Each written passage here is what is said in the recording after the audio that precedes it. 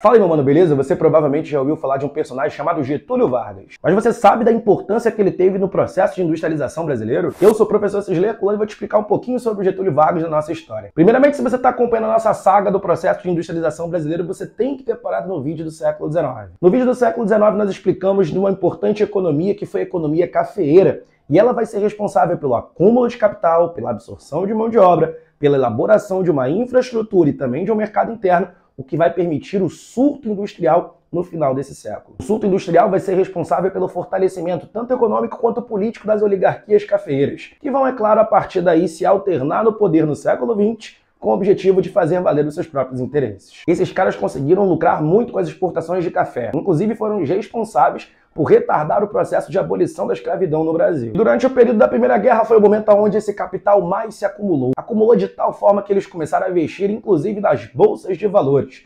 E uma das mais importantes era a Bolsa de Valores de Nova York. Porém, meu amigo, na década de 20 nós vamos ter uma grande crise que vai afetar a Bolsa de Valores de Nova York, que vai ser chamada de crise de 29. E nesse momento os Estados Unidos, que era o principal comprador do café brasileiro, vai reduzir as suas importações, fazendo com que haja uma grande desvalorização do nosso principal produto da economia nacional. E com a economia indo mal, automaticamente nós vamos ter o questionamento da política. Isso vai abrir plataforma para o tão sonhado governo do Getúlio Vargas. É claro que isso contém tons de ironia. Beleza, o Getúlio Vargas vai governar o Brasil no primeiro momento, que vai de 1930 até 1945. E nesse momento ele adota uma postura que é muito nacionalista. O Getúlio Vargas precisava recuperar a economia frente à crise de 29 e automaticamente começar a desenvolver mais ainda o nosso mercado interno. Sendo assim, a primeira medida que o Getúlio Vargas faz quando entra no poder foi curtir a página do GeoWish Brasil. E se ele curtiu a página do GeoWish Brasil, você também pode curtir. Se inscreve no canal, comenta no vídeo e dá o seu like. Mas continuando, a primeira medida tomada por Getúlio Vargas foi colocar o Estado fortemente intervencionista na economia. E como um exemplo de medida tomada pelo Estado nesse momento foi o modelo de substituição de importações,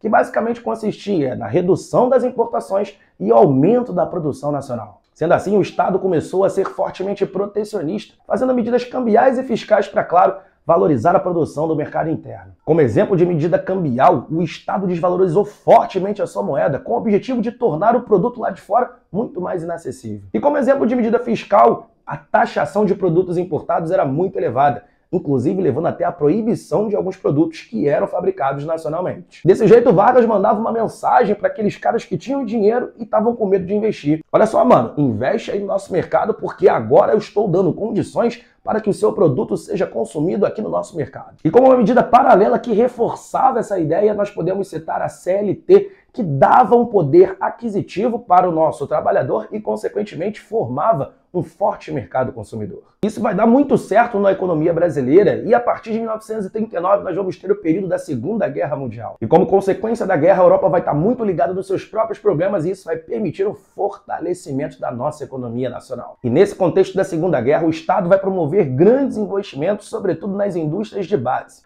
Um dos exemplos que surgiram nesse momento foi a nossa Companhia Siderúrgica Nacional. Nos anos posteriores surgiram a Companhia Vale do Rio Doce, a Fábrica Nacional de Motores e também a Companhia Hidrelétrica de São Francisco, mostrando que claramente o governo do Vargas estava disposto a substituir as importações. Com isso, houve um expressivo aumento da economia do Brasil durante a Segunda Guerra Mundial, só não superou o momento da Primeira Guerra. Pois bem, a Segunda Guerra ela acaba e o governo nacionalista do Vargas fica muito mal visto internacionalmente. E por conta disso e outros fatores, o Getúlio Vargas ele sai do poder em 1945, dando lugar a um outro personagem que vai ser o Eurico Gaspar Dutra. Esse cara ele faz uma política totalmente oposta à política do governo do Vargas. O primeiro tipo de medida que ele vai tomar vai ser uma aproximação com os Estados Unidos. E sendo assim, o Dutra vai pegar grande parte das nossas reservas cambiais e importar máquinas, investir no extrativismo, e também fazer com que haja um reequipamento no sistema de transporte. Mas o ponto principal que desagradou a indústria nacional foi que ele incentivou a importação de bens de consumo não duráveis, que já era aquilo que já estava sendo produzido aqui no Brasil. E os industriais vendo esses produtos entrando aqui no Brasil e a concorrência aumentando, ele pensa, pô, mano, tu tá fortalecendo os caras e enfraquecendo o nosso mercado. Então você pode perceber que o governo do Dutra não foi tão popular para os industriais do Brasil como foi o governo do Vargas. Um ponto importantíssimo que a gente não pode deixar de falar do governo Dutra foi a elaboração do Plano SALT, que tinha basicamente as letras dos investimentos que seriam comandados pelo Estado: saúde, alimentação, transporte, energia e a educação. Com essas medidas tomadas por Dutra, o nosso mercado vai ficar enfraquecido. Em 1951, o Dutra ele sai do poder. E adivinha quem é que volta? Ele mesmo, o Getúlio Vargas. Só que dessa vez democraticamente eleito. E quando ele retorna com um sentimento nacionalista ainda mais forte, proibindo novamente as importações aqui no nosso mercado. Mas acontece que nesse momento do retorno de Getúlio Vargas, a gente não vai poder ver uma postura do mercado internacional tão favorável a esse nacionalismo, uma vez que a gente já estava vivendo um momento chamado de Guerra Fria. O Vargas começa a incomodar muito o mercado internacional, e um ponto importantíssimo que ele faz nesse segundo momento do governo